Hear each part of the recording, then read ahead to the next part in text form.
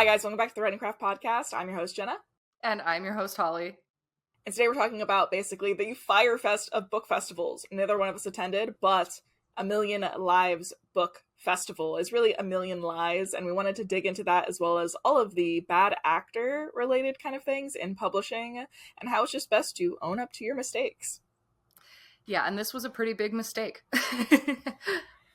Yeah, I think the creation of the festival, the way it was executed, the way that communication happened, and just in general, I think authors who, despite all of that, still attended, don't want to obviously make it the fault of the victims, but I think there was some keystone things that when you're going to book festivals, especially as a newer author, you need to be looking out for, and I definitely want us to dive into that as well, because these are things that we definitely need to vet. There's so many bad actors in artistic spaces and in author and publishing spaces as a whole, that we really need to be very discernive of where we are going and putting our money into certain things, let's just say. Yeah, because once you start putting your book out into the world, it can be really exciting to sort of look at all of these opportunities that pop up and go, oh my God, like I'm going to go to this event and this other event. And the thing is, when you go to those events as a new author, they're largely not going to like pay for your travel and stuff like that. So it's always going to be a risk to you, and you want to make sure that you're making that risk in an educated way that's going to help you and that's not going to screw you over in the end. Yeah, because I think it's different too. If you're in the traditional publishing space, most of the time your publisher is going to pay for at least some part of the endeavor, whether it's your ticket, whether it's the books at your table, whether or not it's your whole flight and hotel as well. Sometimes they don't pay for all of that, but some of it's getting comped by your publisher for the most part. If you're an indie or a self-published author, that's all on you. You have to buy your own copies of your book, which can add up to a lot of money. And if you're not getting a return on that investment, you either have to go into it knowing that it's a loss of money, but it's going to be an experience. It's going to connect you with readers, and you're going there for some other way other than making money. But if you're going in there anticipating that you're going to make your money back, or that it's an investment into your career long standing and you'll get a financial return, and that something like this happens, that is a huge, huge burden. And I know that's something that a lot of the authors are now dealing with. And I know they're doing a bunch of pre-orders and stuff through a link that we'll leave definitely in the description of this video to make sure that those authors can try to make their money back after this Fyre Festival of book festivals that occurred. Yeah, TanaCon of Bookfest. Yeah. Like I mean, one of the things I read was they didn't even have like water available for people, which made me think of TanaCon. But yeah, like I just want to give a tiny little bit of backstory about me in this world, just because I don't think we've really addressed this before. And there is a sort of extra layer of consideration I have when talking about this kind of issue, is that I have been an event planner in previous lives, and I used to be the executive director for the comic convention in Winnipeg, which had, oh my gosh, that was a lot of drama. That was a whole experience, an entire experience. But I, needless to say, I have been deep in the depths of convention planning, and I've, grown up around this. I've seen a lot of events. So anytime I see something just flop so bad, it hurts.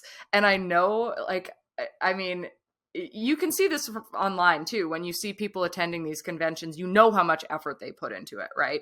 And then when you see that from the planning end, and you're in these emails with people and seeing like, okay, I'm going to put, $2,000 into all the stuff for my table, and you see these inner workings, it's just like, for people planning it, it's not an easy thing to embark on. You shouldn't just pop up an event and think that you're going to be able to do that flawlessly without research, without really heavy planning, without bringing the right people on board. It is a huge project.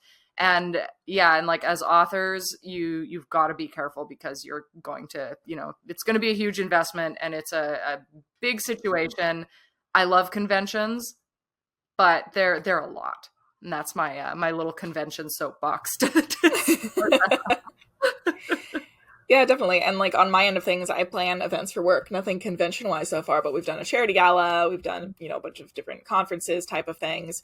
And we only really at work are doing this for a max of 200 people. And we're only doing it for people that mostly we already know inside of our industry. And we're also, doing events that we have planned in our company for the past 10 years. So we're really rehashing the same original playbook and maybe making occasional changes. And even that with our team of 3, Oh is my God, yeah. so much to handle as only like 3 people wrangling together 200 plus people, like all of these different things. But the caveat to that is we know, like both of us know how difficult it can be to plan something, and that really it's not for the faint of heart, and that people who go into that sort of industry need to have either some already prior experience, or they need to have like some sort of mentor in this space. You really need to make sure that you're accredited and know what you're doing, and you don't think that it's going to be something easy or crash grab, because you're going to lose people money. And on top of that, we both know how hard it is, and still I don't think that if either one of us was in the room, a fraction of those things had happened, even if we were only there like a week before to help with any. The week of, like the day of that event happening, I would not have allowed anything like that to happen. My goodness. 100%. We'll definitely go into it too as well, if you guys don't already know about the whole debacle with this event as well. We'll describe what some of these poor people and poor authors went through at this festival. I've talked in the past about how bad I am at like keeping up on TikTok, but I was going through some TikToks about this, and it's just tragic. I was laughing, but it was a painful laugh. Yeah, I know. I wasn't there, and I was traumatized, and I am so sad and so sorry to all of the authors and the readers who had this event happen to them. And I was literally like relaying the information over to my sibling, and I just saw the blood drain from my sibling's face, especially because they're, you know, really big in like the convention kind of spaces for like anime and arts and different things like that, so they know how these things go. And everything just like drained from them. They were like, no, like this is so bad. And I was like, yeah, I'm well aware, especially because, you know, at the very least, when it comes to like art prints and stuff, especially a lot of artists print those things at home, it can be a loss of money. But these are paperback, hardback, special editions of books. These are that on top of stationery and art prints. This is like, you spend so much more money to get the physical copies of your book to these conventions. So authors are in the negative on thousands upon thousands of dollars. And yeah, I mean, like, even think about the logistics of getting this stuff to a convention. If you're not in the city, right? You're probably renting a vehicle big enough to carry it all, or you're paying for an extra suitcase to bring it on the plane. Like, it's just, and I think about if there were people there who that was their first convention, like, imagine they're not going to want to do that again. They're, like you said, traumatized. It's a traumatic incident. And it makes me so sad, because book conventions, comic conventions, that kind of thing can be so amazing for creative people and for the community, for your, you know, your fans, your future fans. They're such a key thing for someone in the indie world, right? And for that to just be wrecked, it does so much damage, not just in that like microcosm of the individual event, right? Yeah, I think it, you know, if you think about the thousands of dollars that those authors spent, that could have gone towards new special editions. It could have gone towards the fact that maybe they didn't have to do a Kickstarter. Maybe they could have just paid for the next book out of pocket with that money. It's money that they worked, you know, months of writing a book and then selling the book, or working a day job to pay their way to this event, thinking that they were going to offset that cost potentially, at least in some way, shape, or form, or at the very least connect with others. And then to have the travesty that happened occur is like devastating on multiple fronts. And I mean, people had a lot of things go wrong. So I think we need to dive into that for anybody who doesn't know about A Million Lives Book Festival. It was hosted by Archer Entertainment or Archer Management? And the author Grace Willows. Those were the two primary names. Yeah, those two. So, and it sucks too, because Archer Management has actually gone and done other events in the past. So it seems like it was something between them and Grace Willows, and she had just a very piss ass, honestly, excuses and apology, if you could even call it that, at the end of everything. And I don't want to tear down other indie authors, but in this case, I'm going to make a special exception for this a little bit. You're special, Grace. Well, and that's part of it, right? Is that, like, yeah, I don't know, just this community element, it should be a positive thing. And when you do that, you wreck that community for authors. It's not great. And yeah, so this event happened on May 2nd and 3rd, I believe it was. So this is very fresh. This is fresh meat. And it, how many, no, what was it? They had said they were supposed to have 500 to 1,000 attendees or something. Yeah, that's what they had promised, like in their promotional materials. So they had hyped it up to be that, right? Which is not huge, but you do know, and honestly, like an event that's that sort of smaller size can be really good because you get more attention on each individual person. So I can imagine as an author, if I was considering going to that, like now, transparency, I've never sold out every single thing on my table when I go to a convention. And I think most people experience that. So you do expect that you're not going to sell everything, but then part of that is contacts and stuff. So a 500 to 1,000 attendee event is actually quite good for making like intimate connections with people. And that's what was promised originally here for this. Yeah, but I think part of the problem with that too is that they claimed that they sold that number of tickets, but then they had like 120 something authors, and almost all of them were brand new. There was no big names to bring people into the event, and that's why in reality only between like 60 to 80 people actually showed up, and some of them they can't even confirm if they all had tickets because the security was just letting anybody in because they sold so few. So there's just random people from the hotel. Get in here. Yeah, so not all of those were even sold. I mean, this place was bare bones. There was no decorations. The signage was just straight from the hotel. There was no water. They messed with the accommodations for the authors. The tables weren't assigned. They switched it on them at the last minute. Like they were supposed to be at I think it was like a Hilton where it was. I can't remember. It was a hotel con. And they switched them to the Days Inn like a few days beforehand. Yeah, which was across the street. So then they had to lug everything. So there was a pregnant author who I follow who planned her pregnancy around this event. She planned her pregnancy around this event. I believe her name's Percy. She planned her pregnancy around this event. And then she went to the Days Inn and had to lug, and she's a couple months pregnant, so she's like showing and stuff, and she had to lug all of her suitcases because she flew in from the Days Inn into the Hilton, and then because the security was letting anybody in, if they walked away from their tables, even to go to the bathroom or go take a lunch break, anyone could have just taken things off of their table, and they did. So we had as well one bookshop owner who was running as well. The convention girl, Grace, just told her people to go and get free books from her, and she was like, these are not free books. You are supposed to pay. These are not free. And so people just kept taking her stock, and then Grace kept going, oh, well, I'll pay you. Highly doubtful that bookshop owner will ever see that money. Of course not. And she was apologizing at the end. I felt so bad for this girl. I was like, well, you have nothing to apologize for. No, not but at she all. was trying her hardest to make people like happy and everything. But then people got upset when she said these books weren't free, and then she gave them to them anyways. And I was like, girl, that is not your fault. That is entirely on Grace. No. 1,000%. And she owes you and everybody money. And if a convention runner, I mean, I think this goes without saying, if a convention runner wants something free out of an attendee, like a lot of the time conventions will be like, we want to do a giveaway or a raffle or like some sort of charity thing. And they'll reach out to everyone weeks in advance and say, do you want to donate? Here's this free thing that I want to offer people. And then they will give their consent. That's how you do it. Oh, you didn't see that part because she did do that. She asked for free stuff to go into the goodie bags from everybody. Oh, right. Everybody gave her Yeah. Gave her hundreds of dollars worth of stuff in goodie bags and in the VIP bags, and supposedly the hotel threw all of them away. I didn't see that part. I knew that the goodie bags never appeared. She blames the hotel for throwing them away. The authors called and spoke directly with the hotel, and they said they never saw any bags, which granted, if the hotel messed up, they don't want to take flack for it either. But at the same time, I can't imagine a hotel doing that.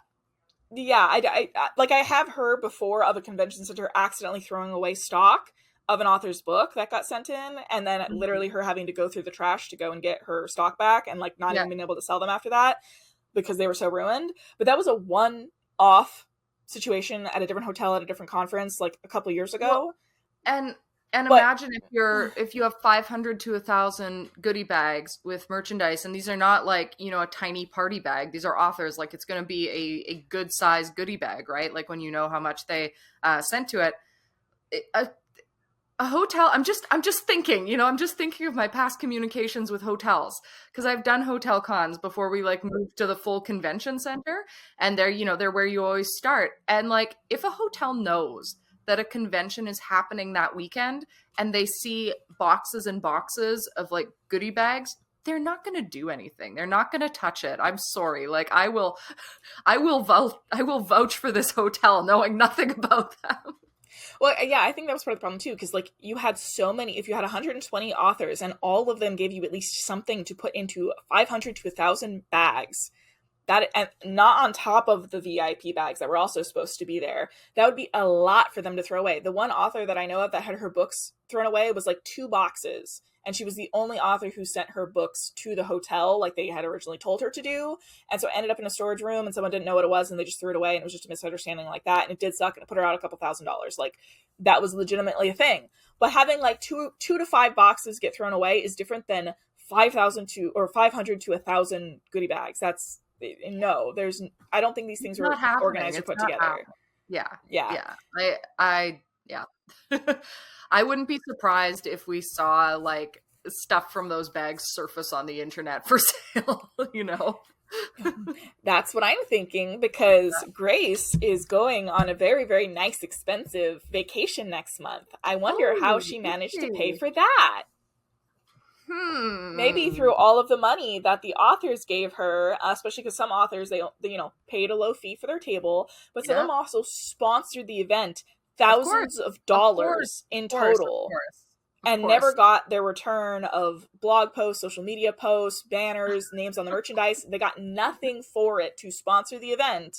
So I think Grace just made the event as cheap as humanly possible, paid for the ability to hold the convention room, which ended up becoming also the ballroom, or maybe it was a different room, I don't know. Yeah, so the ball. So she rented 2 different rooms in this hotel, didn't even get them hotel blocks, threw them all in the Days Inn, maybe paid for some of them, and some of them had to pay out of their own pocket. Her card got declined in the process, and then pocketed the rest of the money to go on a nice-ass vacation next month. See, and this sort of goes back to what you were saying about starting events as a cash grab. First of all, like, I have so much to say about that. I mean, like, first of all, don't start a convention as a cash grab, because if you're legitimately doing it, you're not going to make money back for a little while. It's like any business. They're major. Like, the best you can expect in your first couple years is to break even. And so it's not even one of those things where like people should be gravitating towards it to do a cash grab. But I feel like that is definitely what happened here. And it was done completely like not in good faith, right? And I think it was based on, because it was billed as like a romantasy convention, right? And I think that the whole aim here was just to cash in on the popularity of those genres, that like romance genre, and try to cash in on that. And it's just like, every element of it is bad. That reminds me, because it's romantasy, I don't know if you saw, but some authors were told, oh, it's an 18 plus event, so you can have your NSFW artwork out on the tables. And then Grace told other people that it was okay to bring children. So you had authors putting out NSFW art around other authors' children and guests' children. And then having to hide. It gets worse and worse. The stuff. The little peens. People had like little like, peens of like different things, like crocheted and like other things like that, and then had to like, they were trying to sell them obviously, but then how do you sell them if you can't put them out on the table? So you also have people make, produce, sell, trying to sell, thinking that they're going to get money back on these types of things, and then can't even advertise them. You have to be so specific if something's going to be 18 plus, because normally what happens if you're just opening things up to all ages is people bring that stuff and they keep it under the table. And they'll tell people, like, I've got some NSF stuff, like, if you want to take a look, and they don't have it out front. It's such a, as a creator, whenever you go to a convention, your plan is so detailed. It's going to be so detailed. You're going to be like, this is exactly going to be like the layout of my table. I need to know how long my table is. Like, I have to have multiple tablecloths, because sometimes I'll go to an event that's like 3-foot tables. Sometimes it's 6, sometimes it's 7. It's like, what is happening, and like, the in-depth planning that people would have had to do that was screwed up just because of that. Like, it may sound like a kind of small thing. Okay, well, so kids showed up, like, so what? That actually is a huge thing, and could be a legal issue for them too, for the convention. Like, someone's gonna get sued here. I swear. I hope they do. I hope they do. Let's just say that. Yeah. And I mean, even with the something as simple as the tables and the chairs, they messed up because they didn't organize the hall in a way that was for the fire code. So when authors actually Oh got there, no. they changed the table arrangement to be conducive with the fire code, and then everybody's tables became a free-for-all because no one actually had anything labeled or their tables. And then they were told like 2 days ahead of time that they might not even have tables, so some people just brought their own, and then they were told they were going to have tablecloths. They didn't, so then they were started sharing each other's to basically be like, oh well, I got a tablecloth, but then I brought my own, so you can have the one that I got here. And they were just playing tablecloth roulette as well. And then it's still doing all of this and dealing with all of this shit to maybe get a max of 15 people on Friday for the quote unquote VIP day, and to maybe get up to 60 people on the second day when they were promised 500 plus. Now, like, there was a people.com article on this, so like it's, you know, it's blowing up, and the citation there was like it was 20 to 30 people max on the first day, which is brutal. I've been to some, like, I've done the craft fair circuit, like little craft fairs, local things that are free, like free to get your table there and stuff like that. There's always more than that, and it's just, you know, barely promoted. They slap a sign up on like the church that you're going to be in the church basement, like, so that it's abysmal. Like, it's abysmal for that to have happened. Yeah, and I think one of the big red flags in all of this was that they hadn't posted on their social media in like 2 months leading up to the event. Yeah, there should be like daily posts. And that's where there's the warning to the authors, like, you know, you, as you said, we're not victim blaming here, but as an author, if you're investing in a convention, like, watch their social media, make sure that they're active, make sure that they are doing promo, that they are, you know, doing their end of the deal, because your end is to purchase that table, to make a nice setup, to like make the convention look good when you're there. But they have to be promoting. They need to be promoting, and they can't rely on like just the table people to do that. Yeah, because I mean, if you're a bigger author, you know you're going to one of these events mainly to connect to readers that already know you, to sign copies. For the most part, you are maybe thinking, okay, maybe some new people will go and buy the books. But if you're a big enough author going to a big enough event, you know most people have probably read your book. You're going to be on a panel. You're going to maybe give like a speech TEDx type of talk. It's going to be good for your social media. It's going to be good for you to connect. And you kind of know already you're a full-time author. You're not going to potentially make your money back, but you know what you're getting into, right? But for smaller authors, you know you're going to this event and probably no one is going to know who you are. You are going there with the sole purpose of connecting with people face to face to sell copies of your book, which means you cannot do the advertising and get people to come for the most part, unless you would just happen to have a fan or two who are in the area who want to get the books signed by you. You know you're coming there for a profit of some sort, even if you barely break even, or if you don't, but you try, right? You're going to get at least some reviews. You're going to connect with some people who might become lifelong fans, right? But it makes it impossible for you to have a further reach than the convention itself is going to have, because the convention has the fact that, hey, we have 100 plus authors. We can get this person's one fan, this person's one fan, so we can at least have 100 people. If you have 100 authors, these people had 120 authors and couldn't get 60 people into the door, basically. Which means that they did no advertising. They are supposed to be the ones who are doing the advertising and getting people into the room to benefit the authors, and then to line somewhat of their own pockets, or at least to try and break even based off of the ticket sales or the table sales. They did none of the above. And like you said about not having a headliner, those headliners are super important. And I can tell you the way that headliners get paid. So this is like the higher level authors, or when you're at convention with like celebrities and stuff. Some people might think like, oh my God, the convention has so much money because they're able to bring in like a dozen A-list celebrities, right? Well, the convention doesn't actually pay that up front. So it should be very easy for a convention to book a headliner, because they work off of guarantees. So whenever you reach out to a celebrity, like in my experience, the low level, so sort of like say a TV actor, like in Canada, like Canadian TV actor, they're going to have a $10,000 guarantee, which means you sign that paperwork and you're not paying it. It means that if they come there and they sit their ass down in that chair, they're going to make $10,000 off of autograph or merchandise sales. and any of the remainder, if they don't make that 10,000, say they make like 8,000, then the convention has to pay the difference. So by being a convention and promoting this and trying to build it up, it should be very easy to get a headliner and get them to commit, which will bring people in and buff up that promo. So not having a headliner is a really bad move. And I feel like for a company that, I don't know how many events they've done before, but you had said that they had done events before, like, A, they should know this. Okay, but like, A, they should know this. B, like, they have a bit of a reputation, even if it's small, just to prove to those higher level authors that, like, okay, we've done some stuff before.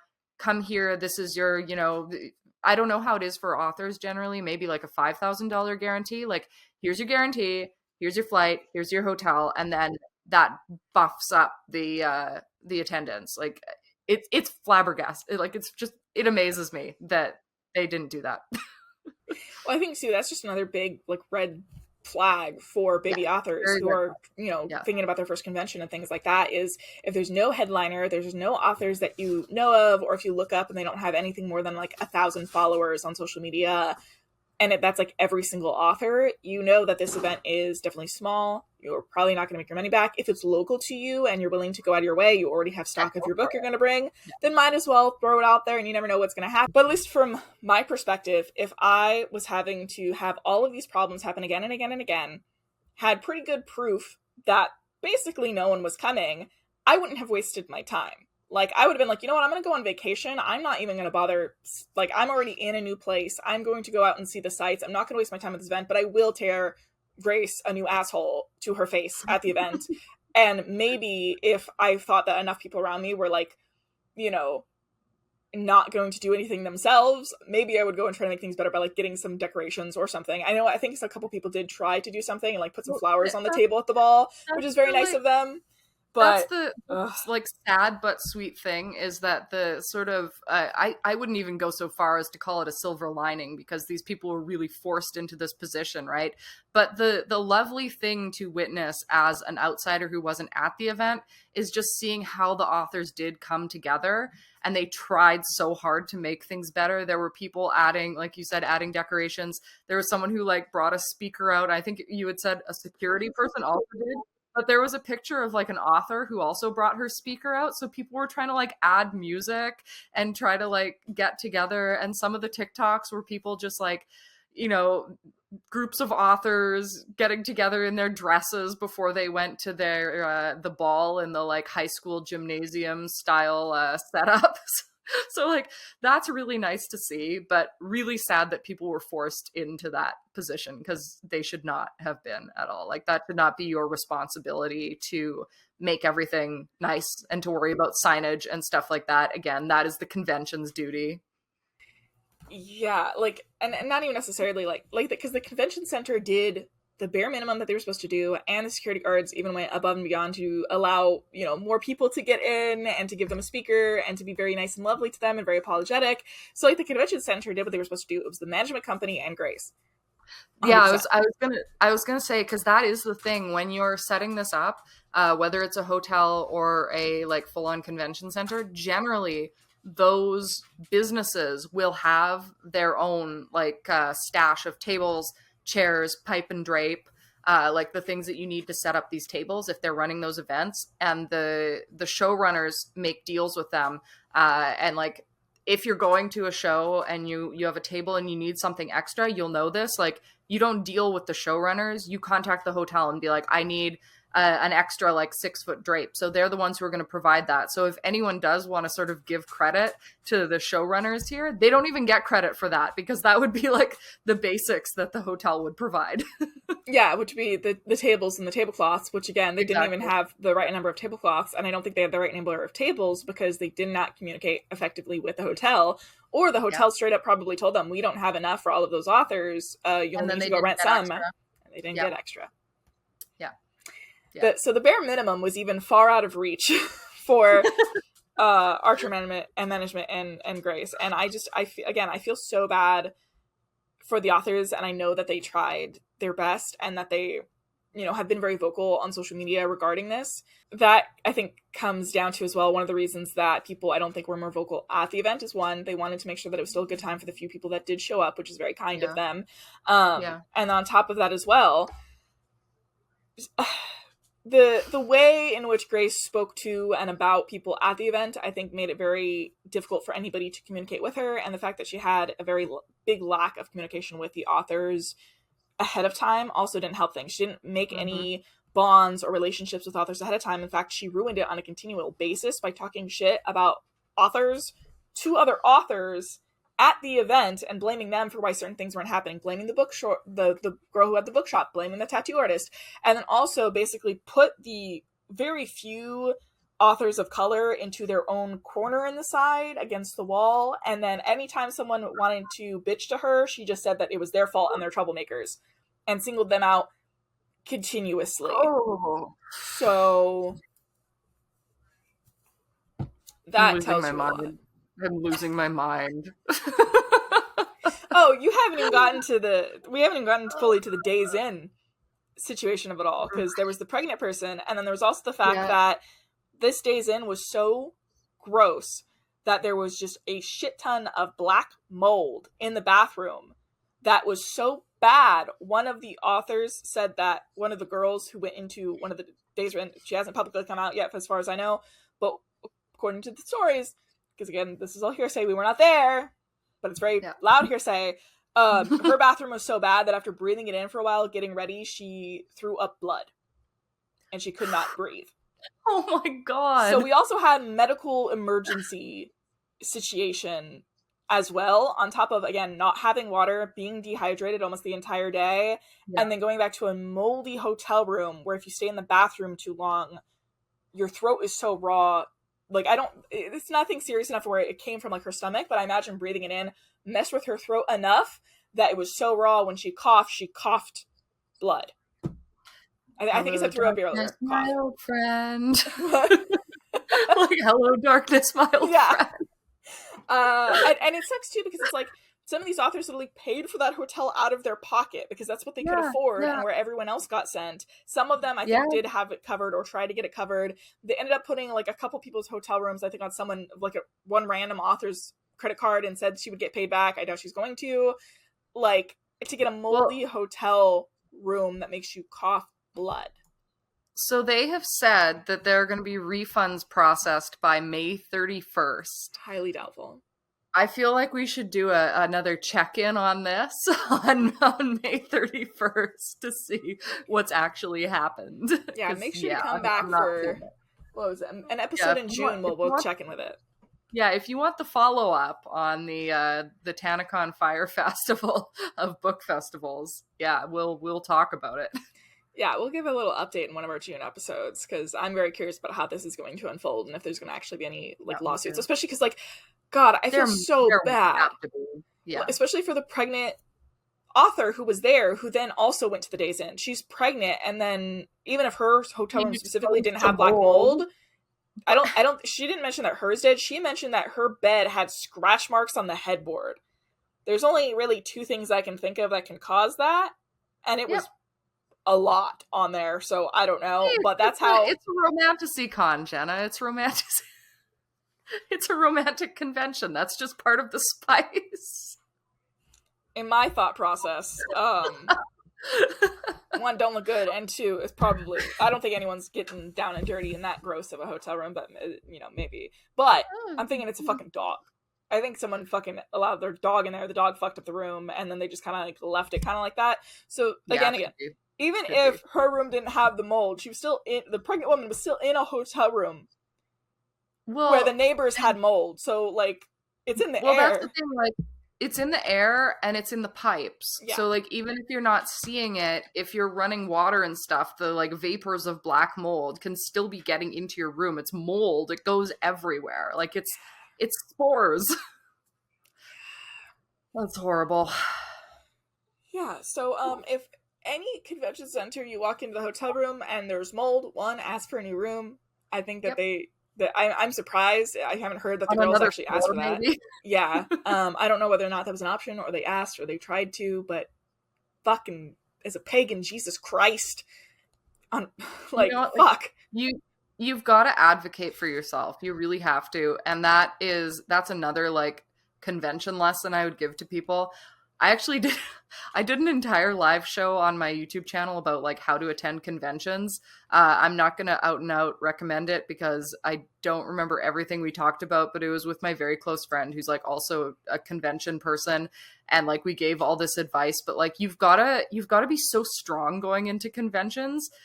It might sound like a kind of a lot to say, but I mean, when I go into a convention, I have like mental armor on, and that extends to every element of it. You need to advocate for yourself. If something's wrong, you need to bring that up. You need to talk to people, because from the hotel to the staff to everything, like as a creator there, they are supposed to be serving you in a positive way, and you need to speak up for yourself, and you need to be prepared to do that, because sometimes things do fall through the cracks.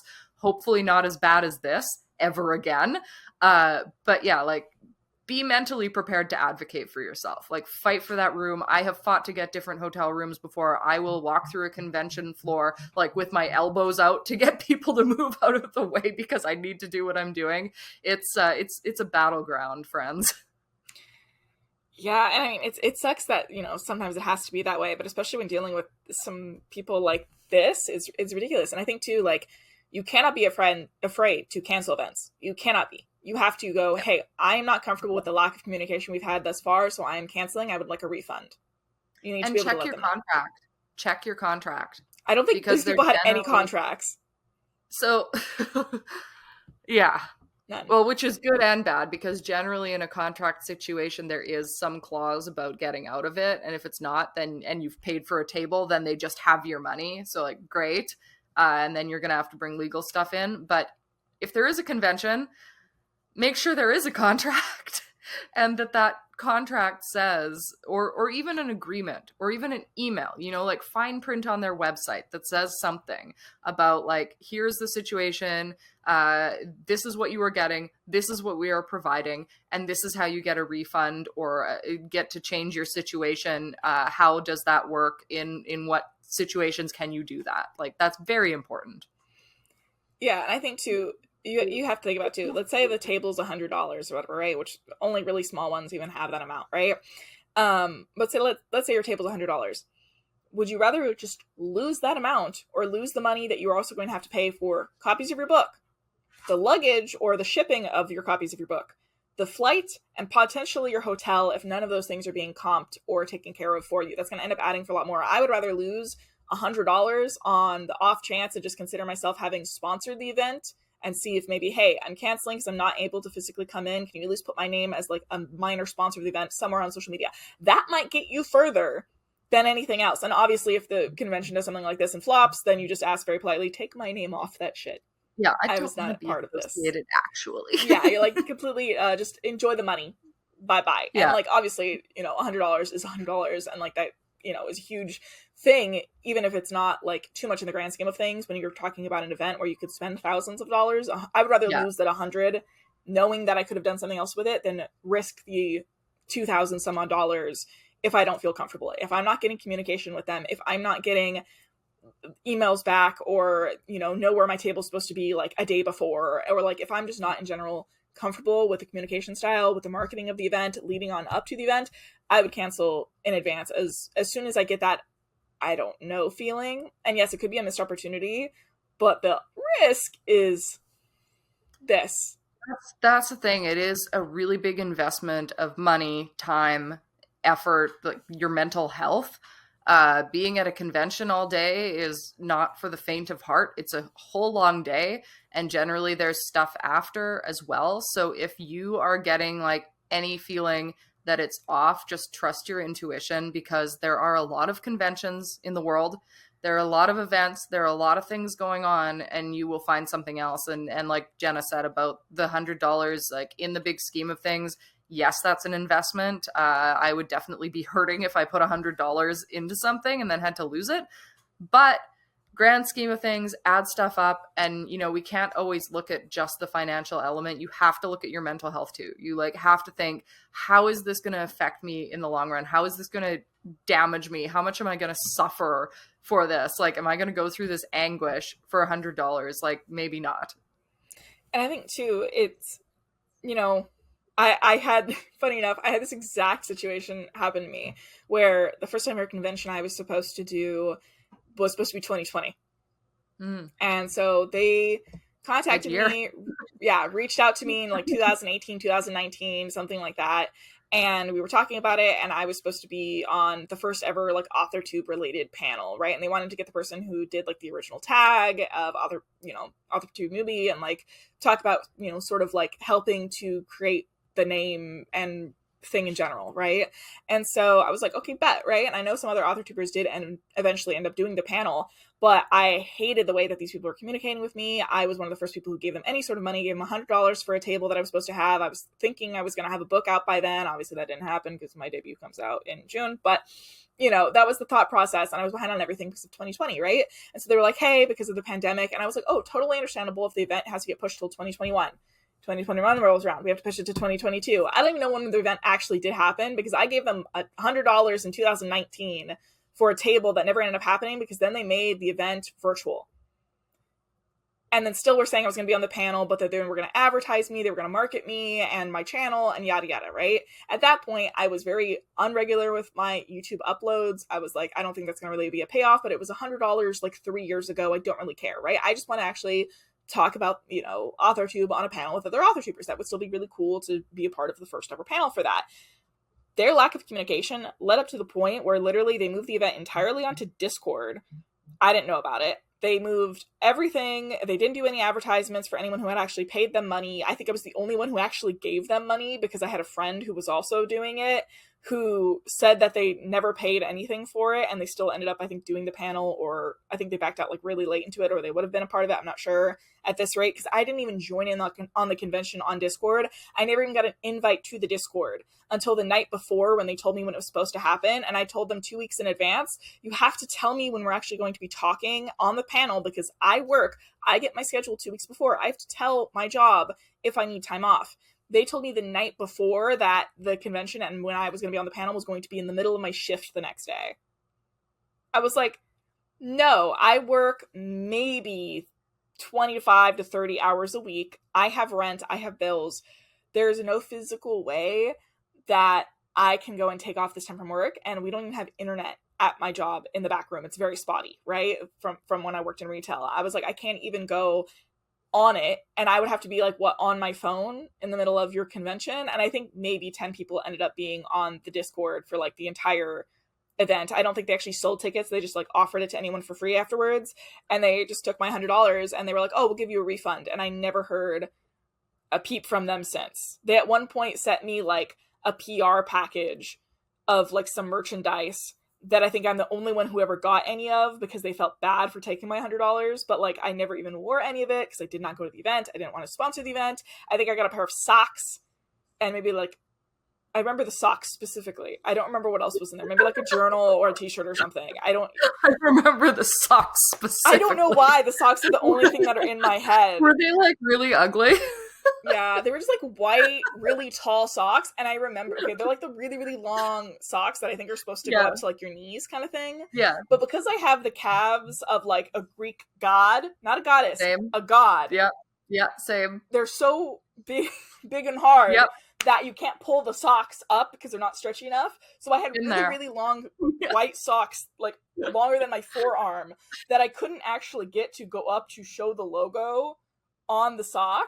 And then when you have it on, the logo, and if you can pull it up, then the logo like splits so much on the sock that it just looks like a disaster. Like the amount of times I've been through that, I'm like, oh, I thought these would be cute. They're not. No, they're never cute. Like if they had been someone thigh highs, vomited on my leg. Someone vomited on my leg. Yeah, like if they had been stretchy, at least I could have put them on. These were so not stretchy that they ended like this far up my calf from my ankle. Like, so maybe I'm gonna literally bring out a ruler. I could maybe get them 5 inches up my calf before I couldn't pull them up anymore because they were so tight. And I tried to stretch them out and they just like ripped.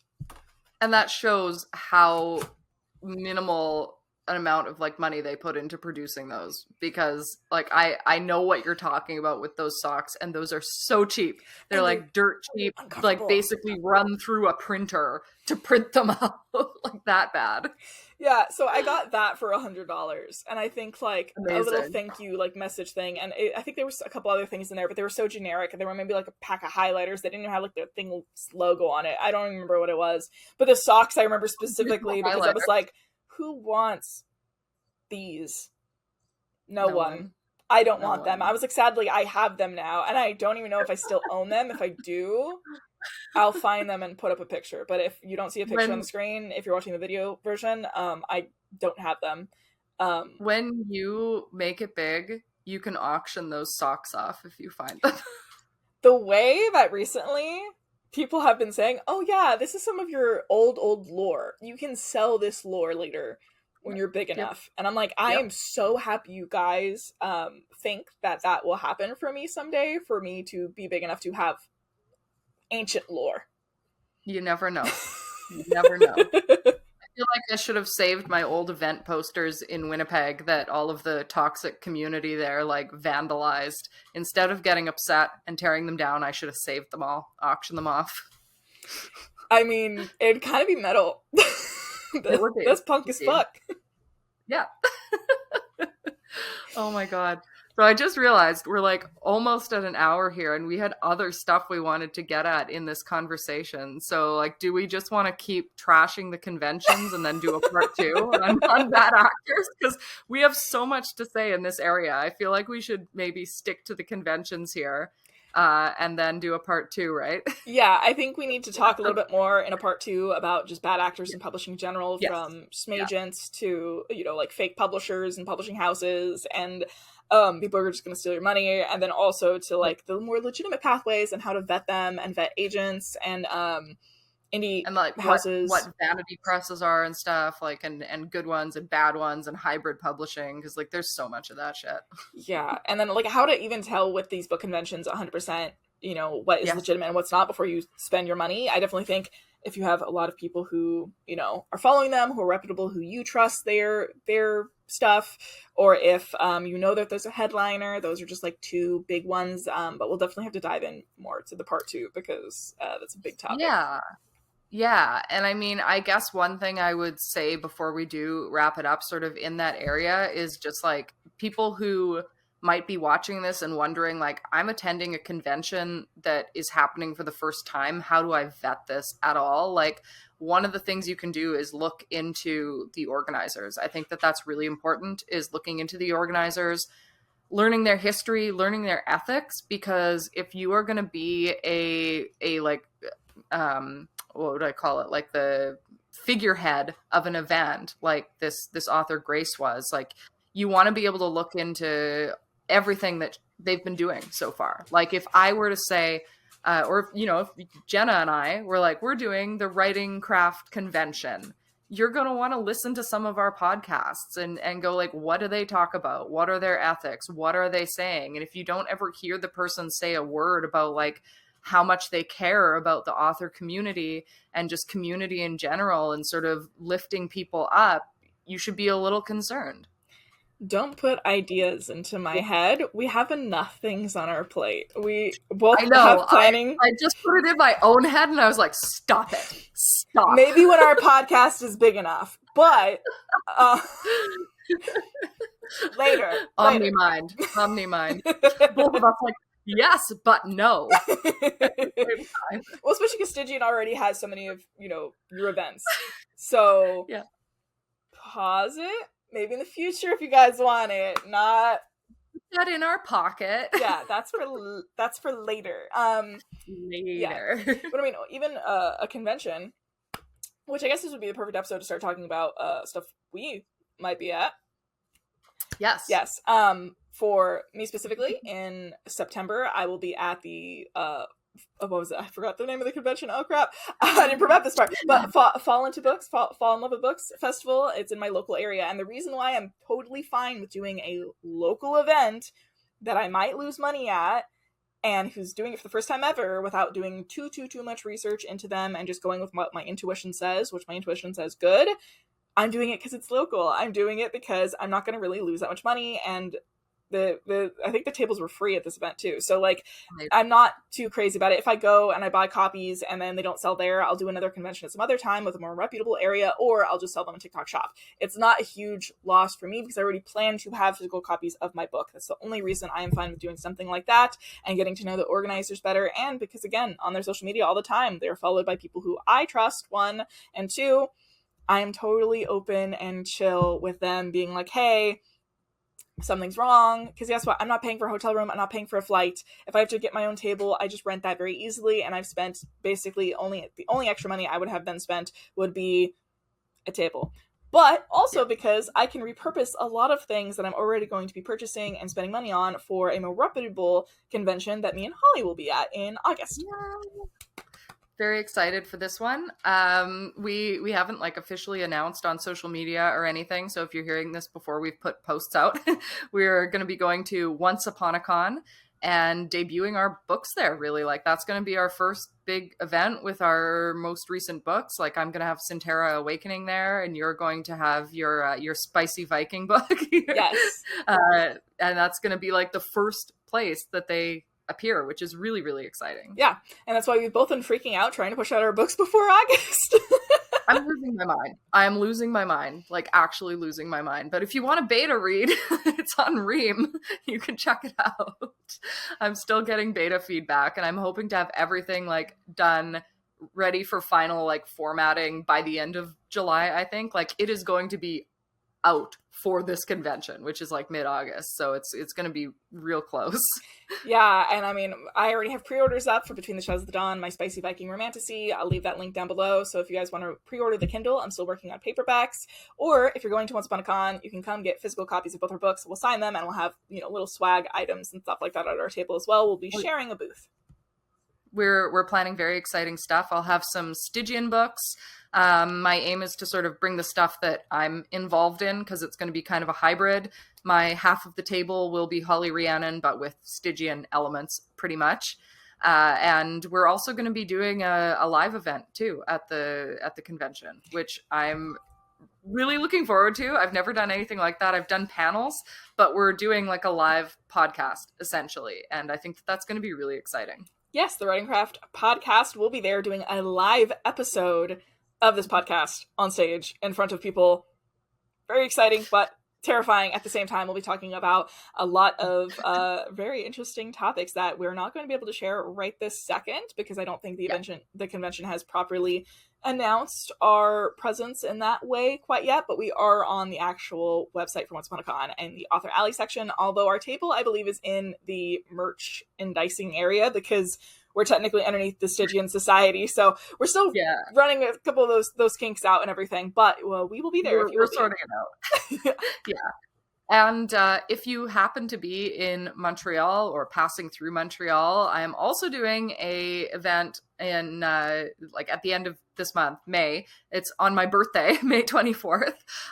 So I'm going to be away at a seminar, which I'm not going to say too much about because I don't know how much we're going to actually like promote and post on the internet, because it's largely supposed to be like a thought gathering where we don't do a whole bunch of recording and promoting. So we'll see how that goes. But I get back early morning on the 23rd, and the next day on the 24th, I have a full day of this event on my birthday. It's called Scriven, and it's a stationery and tea show, which is really exciting. And we are going to be debuting Stygian teas in our 3 like specific genres that we do. So we're going to have an obscura tea, a traditional tea, and a contemplative tea. You get like a black, a tisane, and green. So I'm really excited to see how that goes. And it's I think it's going to be our first like convention event that Pei is actually at, because he'll be here and attending with me, which is very exciting. Yes, I'm so excited for you guys. We have obviously a lot of things going on and planned, but if you're in Montreal and you're going to Scriven, catch Holly and Pei at that. If you're going to Once Upon a Con, I think what is it, Delaware? Virginia, Washington, Virginia. all of those You're states asking are the Canadian. all this. I listen. I'm not from the East Coast. I'm a West Coast gal. I don't know.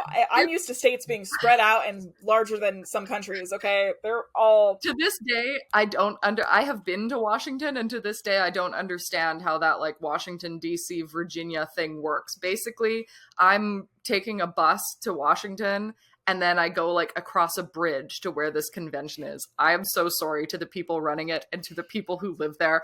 I will do better in the future. Just look up Once Upon a Con and you'll get all the info. Yeah, Once Upon a Con, the one in August. We'll be there the entire time. It's like quite a few days long and beautiful, wonderful. We'll be at the Masquerade on Friday night if you want to join us. And yeah, we'll be in the and then yours as well area. Promote yours. Oh yes, if you're going to be in the Anaheim area, or if you're in Southern California at the end of September, I believe it is September 22nd. If my rapid release plan goes according to plan, I will actually have a novella releasing right around the same time as the event, so you will get bonus book from me that will be first ever available on the same day as that event as well. Very exciting. Yes.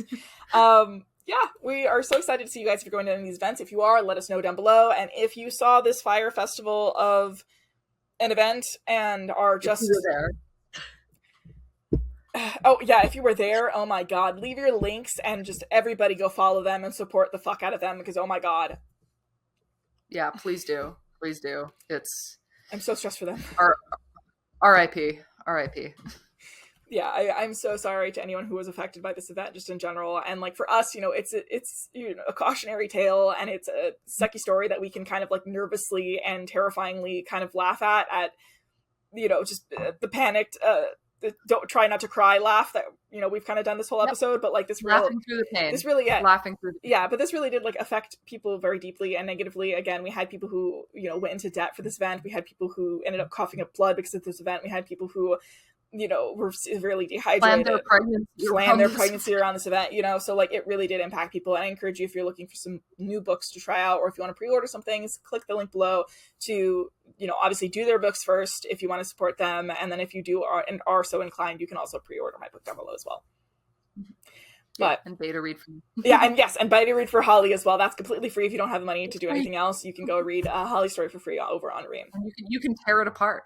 That's the great thing about beta reading. You can tear it apart if you like. Yeah, just be like, this sucks. This is horrible. Yeah. I love this. Sending everyone over to abuse my writing. I know, we have a lot of links in the bottom of these show notes, and we're definitely going to follow up this video with a part 2, but we have so many links because we definitely want to support all of the, in general, things that are going on right now that are both good and obviously not so good. But through these not so good things happening with this festival, there can be some brighter sides coming out of it, such as these authors getting the support that they need after everything that went wrong. Absolutely. Yeah. And that will be good if we can lend a hand in that. Yeah, because all about lifting up that community. And holding people accountable who do horrible, bad things, fucking grace. And then also, sharing sort of the pros and the cons and the what to look out for in terms of all of these things. We'll definitely just remember to follow and subscribe for us doing part 2 of this on how you can actually prevent yourself from being potentially part of these things that are happening. Yeah. Yeah. We'll help you. We're here. We're here. You can rant to us. You know what? Even if you have a question about a convention, you can drop that down below. If there's something you're not sure about and be like, I saw this thing. What do you think? We will answer. So feel free to get a conversation going. Yeah, we won't have all the answers all the time, but we can look into it for you for certain before our next episode comes out, just in case you're like, I really need this answer ASAP. We can definitely try to converse with you and look some things up with you and explain to you why in the comments if you're watching on the YouTube version. Yeah, absolutely. Because we want to support the community. That's us. Unlike some people who are going on vacation. Grace. On that note. Yeah, we'll wrap it up for now. If you're excited for part 2, that will be coming to you shortly. We'll get that all up and ready for you with hopefully an update as well about if people actually got some sort of money back. It's coming. We will be watching. Yeah. We're watching you, Grace. All right. But thank you guys so much for watching, and we'll catch you guys in the next one.